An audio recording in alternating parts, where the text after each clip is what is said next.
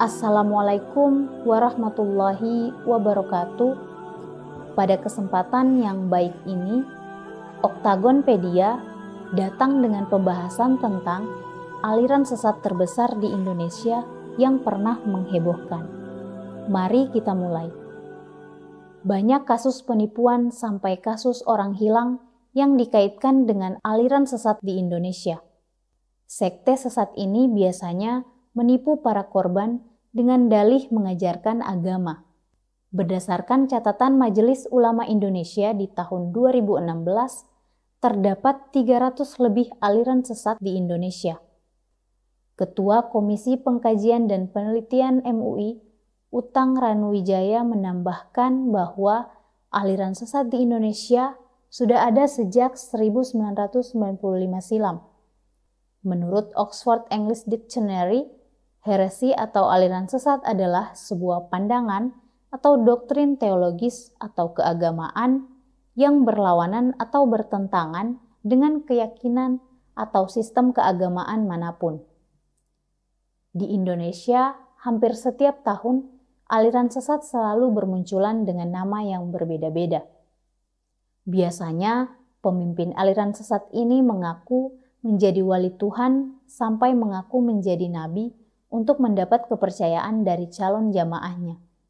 Tak jarang juga mereka membuat praktik ibadah dengan aturan dan cara sendiri yang menyimpang dari aturan agama yang sebenarnya. Salah satunya adalah salat boleh menghadap ke arah mana saja sampai tidak perlu ke Mekah untuk ibadah haji. Sekte sesat tidak hanya melecehkan agama Islam. Agama lain seperti Kristen dan Katolik juga kerap dilecehkan dengan mengajarkan agama yang menyimpang. Banyak masyarakat yang resah dengan kehadiran sekte sesat seperti ini. Pasalnya, mereka mengajak para jamaahnya untuk menyetor sejumlah dana dengan imbalan surga atau akhirat. Padahal, dana tersebut mereka gunakan untuk kepentingan pribadi. Maka dari itu, pemerintah membuat dasar hukum di Undang-Undang Nomor 1 PNPS tahun 1965 tentang pencegahan penyalahgunaan dan atau penodaan agama.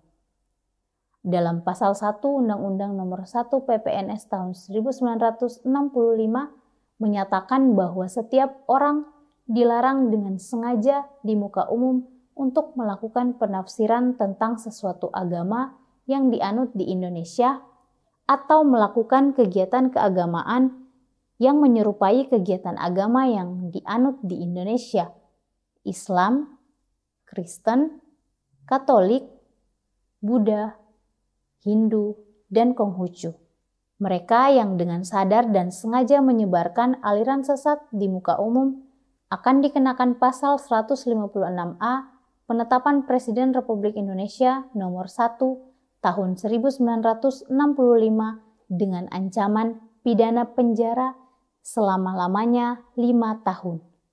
Berdasarkan hasil Rakernas MUI pada Selasa 6 November 2007, MUI menetapkan 10 kriteria aliran sesat sebagai berikut. 1. Mengingkari salah satu dari rukun iman yang 6. 2. Meyakini dan atau mengikuti akidah yang tidak sesuai dengan Al-Quran dan Sunnah. 3. Meyakini turunnya wahyu setelah Al-Quran. 4. Mengingkari otentisitas dan atau kebenaran isi Al-Quran.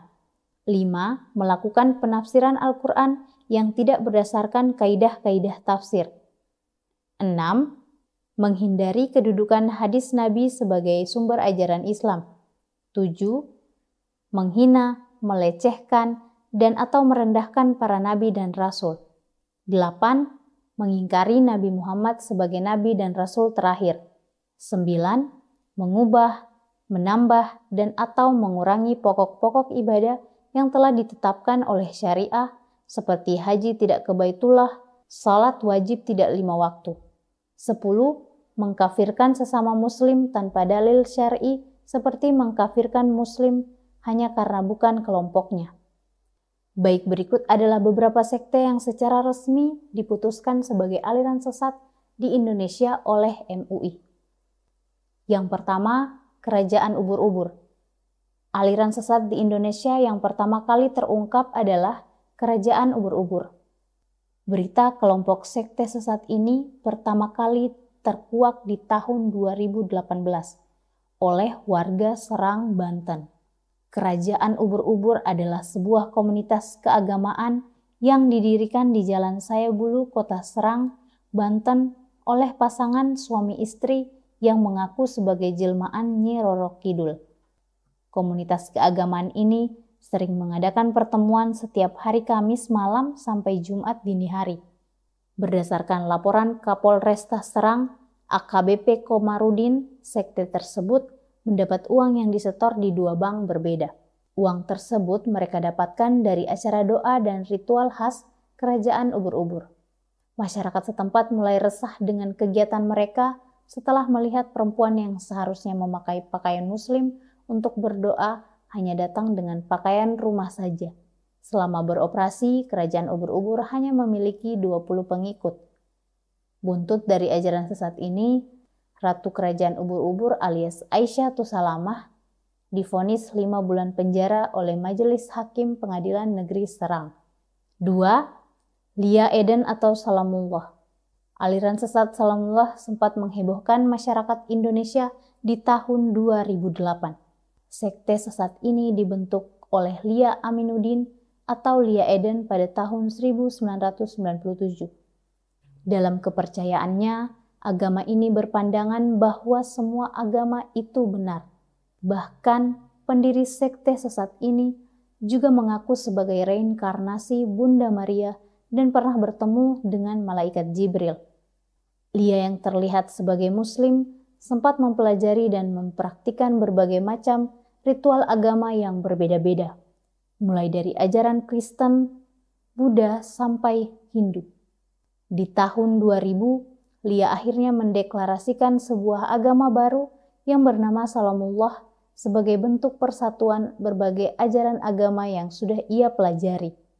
Beberapa ajaran yang diterapkan oleh Salamullah antara lain adalah sholat dengan menggunakan 2 bahasa adalah sah.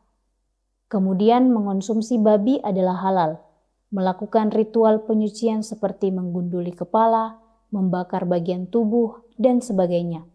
Dengan pemahaman yang disebarkan oleh Lia Eden, Salamullah berhasil mendapat kurang lebih 100 pengikut yang terdiri dari mahasiswa, pakar budaya, sampai seniman. 3. Al-Qiyadah Al-Islamiyah. Sekte sesat selanjutnya adalah Al-Qiyadah Al-Islamiyah yang didirikan oleh Ahmad Musyaddiq. Awal berdirinya sekte ini ketika Ahmad Musyaddiq yang mengaku mendapat wahyu dari Allah setelah bertapa selama 40 hari 40 malam.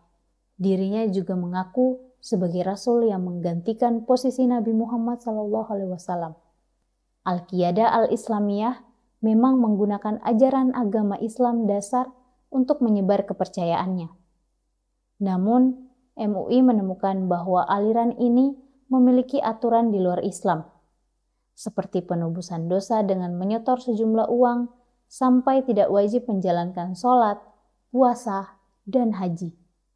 Dari kejadian ini, MUI mengeluarkan fatwa terhadap Al-Qiyadah Al-Islamiyah di dalam MUI Provinsi Daerah Istimewa Yogyakarta nomor B149/MUI DIY Fatwa 9/2007. 4. Gerakan Fajar Nusantara.